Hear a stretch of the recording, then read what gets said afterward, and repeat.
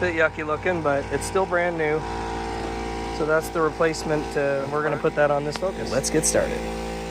All right, so we've got this surface on the head cleaned up and the gasket installed.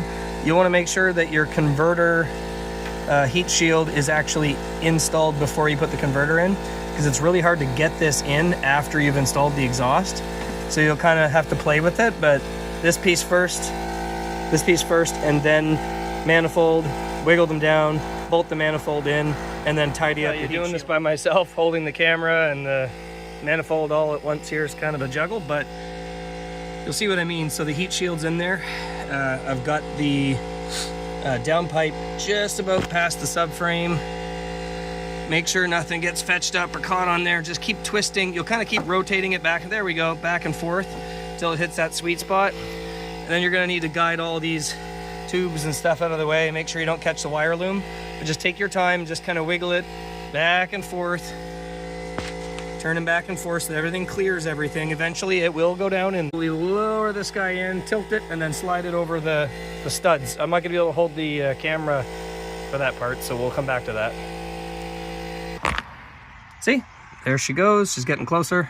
That's absolutely killing my thumb. But we're gonna get that lined up with those studs.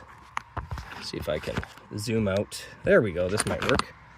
Let's put the camera. I think that might work if we stay zoomed out here. Okay. All right. Just gonna get this guy down where it needs to be and hope that everything lines up and that we got the right part. Wouldn't that be funny if we had the wrong part? That would be funny, wouldn't it? Okay. This is a bit weird because there's a lot of weight there. Not that it's heavy, it's just the way you're holding it, the position that it's in and stuff. There, so that fits nice. That goes where it's supposed to go. And now we'll just have to worry about getting the heat shield situated and sorted out so it goes back to where it's supposed to be.